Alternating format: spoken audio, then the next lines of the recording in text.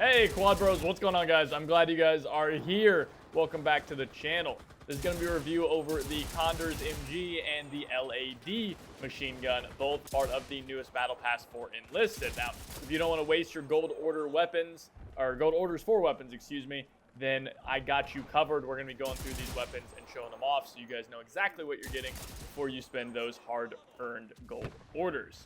Now, I'm also going to mention that I know every German who's watching this video, and probably a lot of other people, are cringing at the pronunciation of Condors, however it's pronounced. I'm a dumb American, so I don't know what to tell you. That's all you get. So let's jump into it now with the Condors MG. If you've ever been playing as the Axis against the Soviets and Enlisted, and you get killed by a PPD or a PPSH or something like that, and you've just thought to yourself, man, I just don't have anything to compete with this.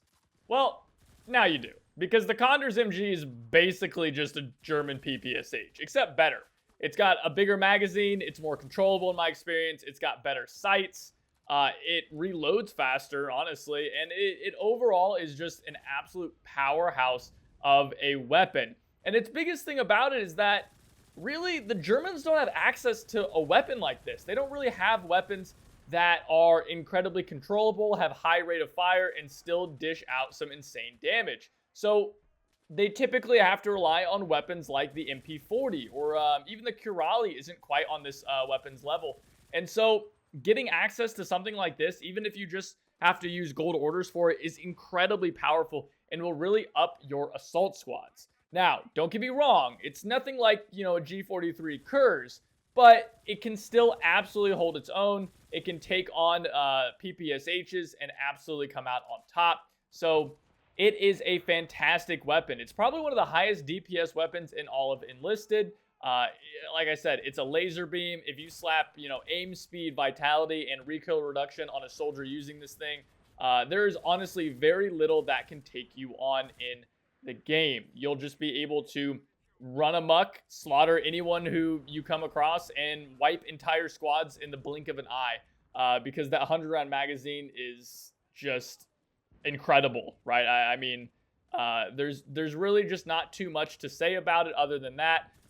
The biggest downside of this weapon, and the reason I'm going to end up knocking off 1 point from it, is simply the fact that it is a submachine gun. It doesn't fire a full rifle round, and as a result, it doesn't kill enemies in one shot. And while it does have 1200 rate of fire, that one shot, one kill damage threshold is incredibly important and Enlisted.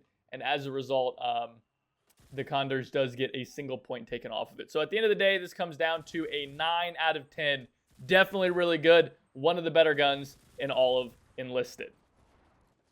Now for the LAD, the best way I can describe it is asking you guys, do you remember when you were using the PPSH and you thought to yourself, man, I really wish this gun fired slower and had twice as much ammo in a magazine?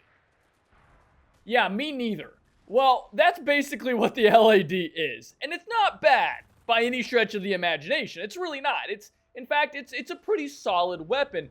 But at the end of the day, the Soviets have access to so many unbelievably powerful submachine guns in Enlisted that, are you really going to spend a gold order for something that is really just a PPS 42 with a 150 round magazine? Like, yeah, 150 round magazine is pretty goddamn fun and is pretty goofy to run around and just kind of like hip fire an entire room to death.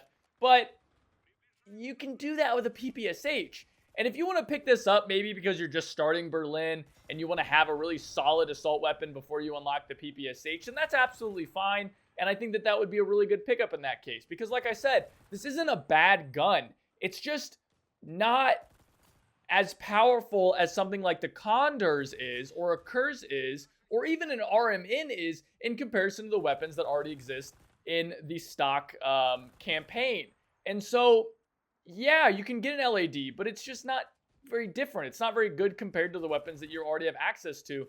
While with something, again, like the Condors, Germany doesn't have access to something like that. And so it kind of skyrockets the value, in my opinion. And so, I don't know, when I look at something like the LAD versus the RMN, maybe the LAD is, quote unquote, a better weapon, but it's not as unique as an RMN. And so I don't see the LAD as favorably in that situation, because I just don't think it's worth spending an entire rare gold order weapon on something that you kind of already have, right? You already have basically the same exact thing in the game, and you can already get it. So I don't see a lot of value there. And that's kind of why I'm going to rate this down at, I don't know, 7.5. All right, 7.5 out of 10. It's a solid gun, but you got the PPSH. So just use that, I guess, right?